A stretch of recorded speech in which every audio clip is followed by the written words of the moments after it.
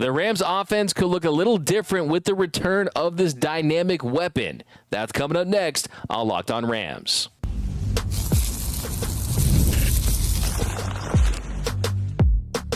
You are Locked On Rams, your daily Los Angeles Rams podcast. Part of the Locked On Podcast Network, your team every day. What is up, Ramily, and welcome to another episode of Locked On Rams, your daily podcast covering your Los Angeles Rams. Free and available wherever you get your podcasts. Locked On Rams, part of the Locked On Podcast Network, your team every day. We're also available over on YouTube, so if you haven't yet, do me a favor, hit the subscribe button, hit the notification bell, hit the like button. Just past 15,000 subscribers. I want to thank all the everydayers and the new subscribers. Cannot thank you enough. Join the party, hit the subscribe button, hit the notification bell, and if you really want to support the channel, smash that like button. My name is Doug McCain. Friends call me DMAC. You can follow me on X and Instagram at DMAC_LA. I've been covering LA sports for over a decade, 24/7 sports, Bleacher Report, SI, Dodgers Nation. I also do NFL radio for Westwood One. Today I am flying solo. The People's Champ, Mr. Travis Rogers, is out, but we've got a jam-packed show for you. Jared Verse, the Rams' phenomenal rookie, is going through a little bit of a slump. Is he still going to win the Defensive Rookie of the Year? We're going to talk about that. Also, why there's still work to be done to make the playoffs, what the Rams need to do to punch their ticket, and Tyler Higbee has been activated. He will be back this Sunday when the Rams headed to New York to take on the Jets. But first, today's episode is brought to you by Gametime. Download the Gametime app, create an account, and use code LOCKEDONNFL for $20 off your first purchase. So, it's been a pretty long wait, but Tyler Higbee is back on the active roster. He will be playing this weekend when the Rams take on the Jets in New York. And I'm very happy about this because, one, the Rams get a big weapon. They get someone they've experienced, someone that has been a rock for this organization for the last 8 seasons. He's just been someone you can count on day in and day out to be a contributor to an offense in a lot of different ways, as a blocker, as a pass catcher, as a safety valve, safety net for Matthew Stafford. And the truth is, he's going to go down with all the records for tight ends in Rams history. He has the most catches, he has the most yards, he has the most touchdowns in Rams history when it comes to a tight end. So that's something that he'll always have, but I think that what he wants more than anything else is to win another Super Bowl. So for him to come back right now, for this stretch run, 3 more games left in the regular season, and hopefully a deep run of the playoffs, this is perfect because we have seen times where Tyler Higbee has kind of worn down. He's gotten nicked up during the season. Well, now this is a perfect time to bring him back where he can really just go full bore, just empty the tank, and really give this tight end position more than they've received this season with Colby Parkinson and Hunter Long and Davis Allen, someone that knows the offense, someone that has chemistry with Matthew Stafford, someone that has shown that he can step up and get the job done, and you get another veteran too. And you got to be happy for the player too. Got to be happy for someone that had a grueling injury. Let's call it what it is. That was a grueling injury that he suffered, the torn ACL in the Rams lost the Detroit Lions in the wild card game earlier this year. And let's call it what it was. It was a dirty hit. It was a dirty play. I mean, you look at that play right there, and look, Kirby Joseph doesn't have the best reputation in the NFL for that. And yes, that was a dirty hit. It was dirtier than a gas station bathroom. We know that. But he's back, and you got to give him a lot of credit to make his way through this rehab process, and he comes back at a time where I think the Rams are looking to see what kind of offense they're going to run the rest of the season and in the playoffs. We know that they've leaned on the running game. We know that since Puka has returned from the IR, he's been fantastic. You've seen a little bit of a drop-off from production from Kupp as far as the receptions and receiving yards go. The blocking is still 100% there, and I still think that he has the ability to make plays. But adding another weapon alongside Puka, alongside Cooper Kupp, alongside Demarcus Robinson, and sticking with the run game, giving Matthew Stafford protection, I think this offense has a chance to really put up points in the playoffs, finish the job in the regular season, and give themselves an opportunity to be what I think they are, and that is one of the most dangerous teams that no one wants to play when the playoffs begin. Now, still work to be done. Can't stress that enough, but we know that that's this team's goal. We know that this team has fought hard to get to where they are, going from a 1-4 team to a team that's won 7 of their last 9 games and is in control of their own destiny at 8-6 to win the NFC West. Now, how will this offense potentially look a little different with Tyler Higbee back in action? Well, for starters, you're going to see him running more routes and being involved in the passing game more.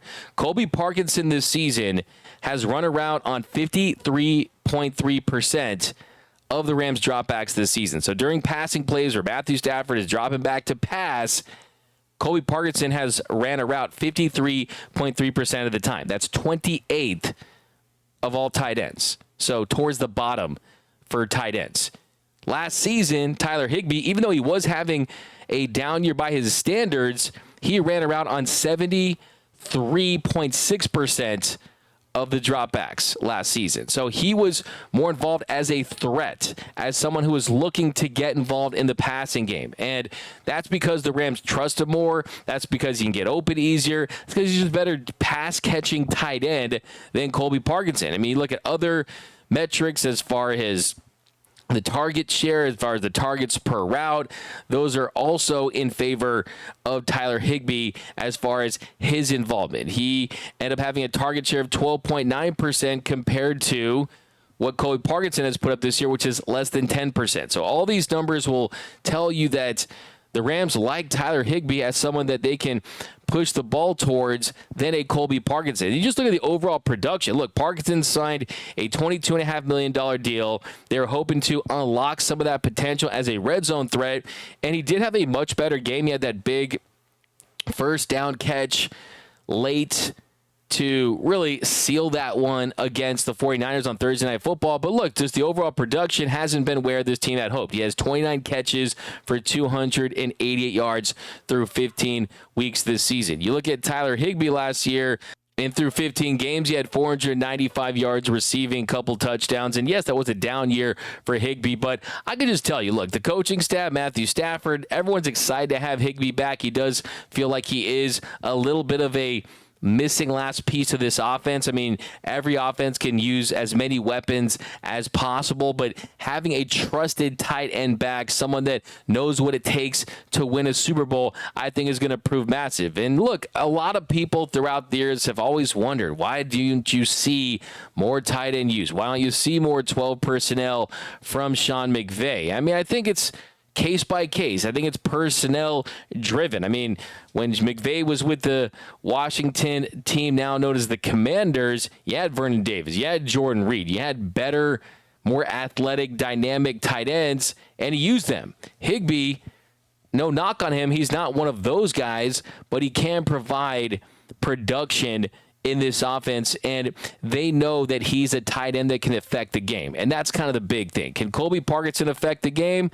Sure, sometimes. Higbee, though, a made man, a more proven commodity. So I'm happy for my guy Tyler Higbee back in action against the Jets, and hopefully this too can spark something in Colby Parkinson a little bit. I mean, we saw when Blake Corum comes into the game, starts to have some success, then to kind of unleash the beast out of Kyron Williams a little bit too. So I think Colby Parkinson, you signed that nice deal, and I wouldn't ever call Parkinson a bust for sure. I mean, he has played. I still think that his best football could be in front of him, but hey, it's competition, right? I mean, it's good to have that now with Higbee, and I think the other big question is, I mean, do you have 4 tight ends on the active with Hunter Long and Davis Allen? Do we see one of those guys scratch? I think it's very possible that that happens as well. Hunter Long is someone that he has not realized his potential. Davis Allen kind of has taken a couple steps back. But, yeah, getting Tyler Higbee back is going to be massive for this team. I'm excited to see him back on the field and healthy again. But coming up next, we're talking more playoffs. We're talking what the Rams need to do still to punch their ticket. I think some fans get a little too ahead of themselves. Some work to be done. And we're talking about that next on Locked On Rams. Okay, I don't know about you, but to me, there's just nothing like attending a live event, whether it be a sporting event, a baseball game, football game, basketball game, hockey game, whatever it is, or a concert or a comedy show. There's just nothing like being there in person to experience a live event. And here in Los Angeles, there's so many things to go to, so many things to attend, but you need a ticket. Now, we're going to get those tickets. Gametime. Put the Gametime app on your phone because Gametime makes getting tickets to live events even easier than ever before. Gametime takes all the fluff away to show you only the incredible deals on great seats. So you don't have to waste your time looking at thousands of tickets. You want to go to see a Lakers game? You want to go to a hockey game? You want to go to a Kings, a Ducks, college basketball, see the Rams, see the Chargers? Gametime has you covered. And the closer you get to the game time, the actual game time, the lower the prices are going to get. So put the Gametime app on your phone. Curation makes it easy to save on sports, comedy, and concerts, anything that's going on in your area. So take the guesswork out of buying tickets with Gametime Picks. Download the Gametime app, create an account, use the code LOCKEDONNFL for $20 off your first purchase. Again, create an account, terms apply, redeem the code LOCKEDONNFL for $20 off. Download the Gametime app today. What time is it? Game time. All right, let's talk about FanDuel. NFL fans, you could start this season with a big return on FanDuel, of course, America's #1 sportsbook. Now, if you get a hunch in the middle of the game and you think now may not be a bad time to get in there and check out all the latest stats, you can view live play-by-play. And of course, there's so much more on the same page where you're placing your bets. So we're going to get you started at FanDuel with $200 in bonus bets. That's guaranteed when you place your first $5 bet. Let me say that again. $200 in bonus bets guaranteed when you place your first $5 bet. Now, let's take a look at what's going on with the Rams this weekend. They're on the road in New York to take on the Jets. And right now, the Rams are a 3-point favorite against Aaron Rodgers and the Jets. And the over-under is at 46.5. So you can find all this stuff and so much more over at FanDuel. You got to go to FanDuel.com and download the FanDuel app on your phone, and they're going to get you started with $200 in bonus bets guaranteed. That's when you place your first $5 bet.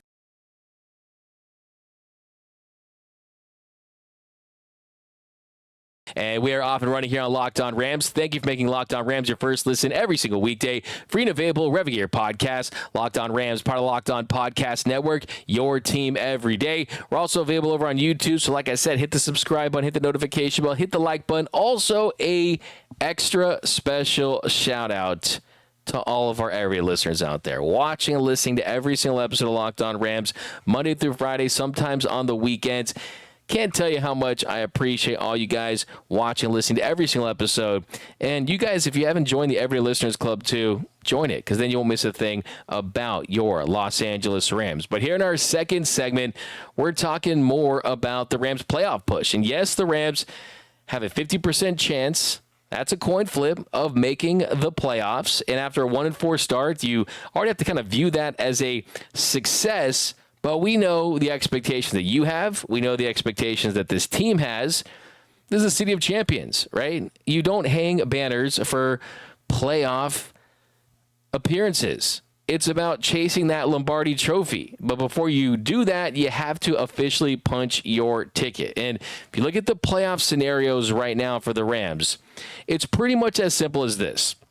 You can lose this Sunday against the Jets and win in Week 17 against the Cardinals at home, and then Week 18 against the Seahawks at home, and you will have won the NFC West and punched your ticket to the playoffs. Now, I do want to point out that, yes, the Jets, they're pretty much a dumpster fire of an organization. Aaron Rodgers, he came out of that darkness retreat, thought it was going to change a lot with the Jets. Really hasn't happened. Really pretty much being a Jets fan's kind of being in a permanent darkness retreat, I guess. Maybe things will turn around for them at some point. But I do want to point out this Jets team has really kind of built something. You had the win against the Jaguars. You had the monster day from Devontae Adams. I know fantasy owners are going crazy for that. but they've lost a lot of close games. They lost by 1 point to the Broncos. They lost by 6 points to the Vikings, 3 to the Patriots, 1 by the Colts. The Seahawks beat them by 5. The Dolphins beat them by 6. The Bills beat them by just 3. So even though they have had a disappointing season, they have hung in there, and they do have a lot of close losses. And look, they want to go out there and try to beat this Rams team at home. So the truth is, though, even if you lose this game, which is on the East Coast, never easy to win the NFL, any given Sunday, right? You can still go out there and accomplish your goal of making the playoffs. The Seahawks, if they finish 10-7, doesn't matter. Rams have the head-to-head tiebreaker. They will advance. The Cardinals, though, is the interesting one because the Cardinals, they're at 7-7. They can get to 10-7 if they win out, but to do that, they have to beat the Rams. They have to beat the Rams. And the Cardinals, they might think, okay, we can do that. They might think, hey, we're in a position to make the playoffs because they got the Panthers on the road. You're going against a 3-11 team on the road that just got smoked by the Dallas Cowboys. Then you have the Rams on the road. That's going to be a Saturday game at night at SoFi Stadium. That should be electric. We'll do a little post-game Locked On Rams after that one. That'll be exciting stuff. And then you got a final game, which should be extremely winnable because the San Francisco 49ers. So the Cardinals, they still probably feel like they have a puncher's chance. The Seahawks certainly are going to rely on other teams, but the Cardinals are going to be coming into that game thinking, okay, this is our season on the line. The Seahawks, season on the line, right? I mean, these are basically de facto playoff games at this point, and I think for this Rams team, they're in a really good spot, but the job is not finished, right? To quote the great Kobe Bryant, job not finished right now for your Los Angeles Rams. There still is work to be done. The Cardinals are the sneaky team that they probably feel like, okay, we got 2 very winnable games, and then we're going up against a Rams team at home that we put 40 points on early in the season. Yes, this defense has emerged. It got a lot better. This Rams team has gotten healthier, but that certainly has to be on their mind. So I still feel really good. I mean, look, I'm not a big victory lap guy, but I'm going to honk my horn here. I mean, I was ridiculed. I was called a homer on the NFC West preview show because I picked the Rams to make the playoffs and I also picked them to win this division just because I thought that the San Francisco 49ers window was closing. And you saw the Rams, they took a big pile of bricks and they shattered that 49ers championship window last Thursday, right? And yeah, sure, they could be contenders next season. They still have a lot of talent on that team, but at least for the remainder of this season, they will be in Cancun while the Rams will be in the playoffs. That's the goal right now, and that's what still needs to happen. So I think that you come off – I think the Thursday night game was a good game to get a nice 10-day break because you have been able to get Tyler Higbee back. You've kind of gone – I mean, that Bills game, that felt like 2 games, right? I mean, that Bills game was wild. You win that game, and then you go back and you find a way to – win on the road on a short week against your rival San Francisco 49ers to end their season. So I still love where this Rams team is at, and I think it's just really a matter of take care of your business, not scoreboard watching, of course, and making sure that you're not just going out there and winning football games, but you're doing it in a way that you're still building into a crescendo that's going to be the playoffs. So I think that we're at the point where, yes, we've seen the Rams can win games by scoring a lot of points like the Bills. They can win games by playing great defense and having great special teams with Josh McCarty making 4 kicks against the 49ers. But I think you really do want to see some cohesion, some consistency down the stretch, and you want to continue to do what's got you here, which is really having a young defense step up and emerge and an offense that's committed to the run, that's committed to protecting Matthew Stafford, that's allowing Puka Nacua and to really be the star of the show. And we'll see what we get out of Cooper Kupp and Tyler Higbee and Demarcus Robinson. I do want to point out, too, that Sean McVay did say basically that he feels a lot of love and he is always going to be supportive of Odell Beckham Jr., but they're not considering bringing back Odell Beckham Jr. So if that's something that was on your holiday wish list, you will not be seeing OBJ under your Christmas tree. He's pretty much a stocking stuffer at this point, not a Nintendo 64 back in the day or some big time present. So, yeah, he will not be back with the Rams. But coming up next, we're talking about Jared Verse. Is he going through a slump, and will he still win the Defensive Rookie of the Year? That's coming up next on Locked On Rams. Today's episode is brought to you by the College Football Playoffs on TNT, True TV, TBS, and Max. It's that time of the year. The College Football Playoff is back, and with the newly expanded 12-team format, it's guaranteed to be bigger and better than ever, bringing you all the hard-hitting and high-flying excitement that you love. TNT Sports' coverage of the College Football Playoff begins December 21st, starting with the College Football Playoff Kickoff Show presented by AT&T at 11 a.m. Eastern, leading into our first matchup, the Southern Methodist University Mustang SMU battling the Penn State Nittany Lions at noon. Then the Clemson Tigers look to upset the Texas Longhorns in a showdown at 4 p.m. Eastern. Don't miss a moment of the action. Watch the College Football Playoff presented by Allstate live on TNT, True TV, TBS, and Max. And welcome back to Locked On Rams. Thank you for making Locked On Rams your first listen every single weekday. Free and available wherever you get your podcasts. Locked On Rams, part of the Locked On Podcast Network, your team every day. Okay, here in our third segment, we are talking about Jared Verse. So I'm very well versed on Jared Verse because he's one of my favorite Rams rookies in a long, long time because I think he has the true potential to be an all-pro level player, a perennial Pro Bowl level player. He's got that talent. It's just putting it all together. And for most of this season, it was, the Rams, they crushed the draft pick. That's still the case. But he's not running away with the Defensive Rookie of the Year award anymore. And for the first time, Quinyon Mitchell has passed him as the favorite to win that Defensive Rookie of the Year award. Now, it's still really close, and Jared Verse can still win that award, but the production has gone down. He hasn't recorded a sack or a tackle for a loss in his last 5 games. He has 3 QB hits.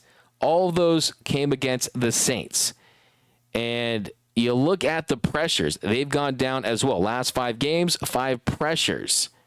He has 6 missed tackles in that stretch. So that's definitely not a good ratio to have more missed tackles than you do pressures. That kind of explains the lack of counting stats, quite frankly, is the missed tackles. And sometimes that is an area where rookies, they can certainly struggle. Let's not forget, you're used to 12 games, 13 games. You are going through a 17-game season where you've had to step up and play a position where it takes a lot of guys a couple years to really find their footing and reach their potential in this league. Well, he just was so good so early on, it was like, hey, man, we almost forgot this guy's a rookie. But I am here to tell you that even though he needs to clean up the missed tackles, and that's certainly what's going to determine whether he's a good player to a great to elite player, but he still is putting up numbers that aren't just comparable to great rookies, but great players in the NFL. He has 62 pressures this season. That's 5th in the NFL.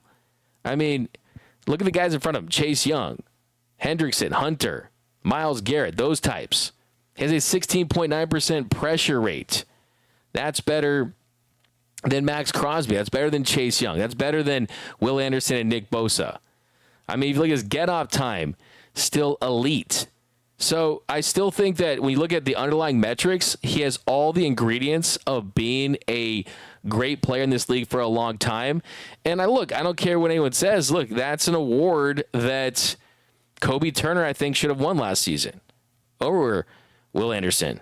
And it's an award that means something to these players. It means something to this organization. If you were a part of drafting Jared Verse and he wins Rookie of the Year on the defensive side of the football, that's something that this organization is very proud of. So I think from an individual standpoint, it's not as important as, okay, is he going to be a major piece that helps this team win playoff games? No, but I think that it's more of an indicator of, okay, he's not the favorite right now for a reason. That's because the production has dipped in the last 5 games. So, look, I still have all the belief in the world that he's going to finish strong. And I think, look, it's only natural for a rookie to have a little bit of a lull, hit a little mini rookie wall at some point during his first season in the National Football League. But Jared Verse is a dog, and he's going to take those ram horns and just run right through that wall and finish the season strong. And I still think he has a really good chance to take home this award. So, yeah, that's the status of Jared Verse at the moment.